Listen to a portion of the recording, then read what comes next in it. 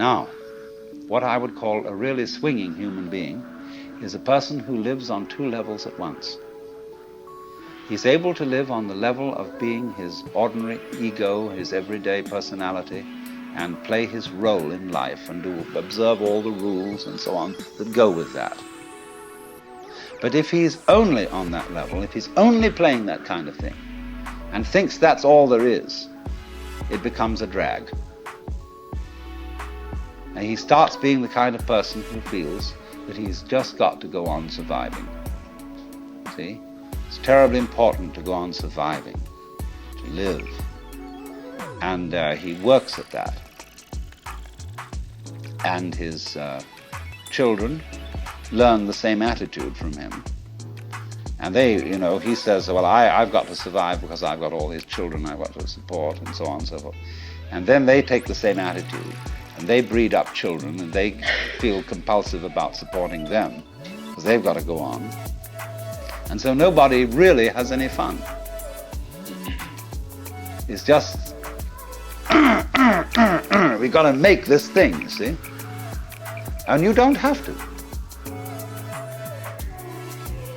See, whenever I get somebody who comes to me and says, I really can't go on and I have to commit suicide, I say, well, that's entirely, you're right. There's really no reason why you should go on, and if you want to commit suicide, do it. You can check out. Of course, this reduces anxiety. When they feel free to commit suicide, they don't really have to commit suicide so much.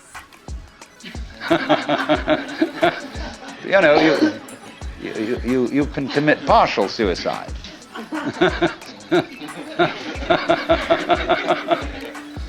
So the sense that you just have to go on living, see, that life is a must. When you say to anything spontaneous, see, life is spontaneous. It happens, in the words of the Taoists, Zen, which means of itself so. That's their Chinese expression for nature. What happens by itself, what isn't pushed, but it just pops up, you see? Like, I'll never forget, there was a great Zen master I knew once in New York. He was giving a lecture one evening, and he was dressed in his gold ceremonial robes, and he was sitting in front of an altar like this sort of thing, but he had a table in front of him with very formal, with candles on it, and a sutra scripture on a little desk, and he was lecturing on the sutra. And he said, fundamental principle in Buddhism is no purpose, purposelessness. When you drop fart, you don't say, at 9 o'clock I drop fart. It happened of itself.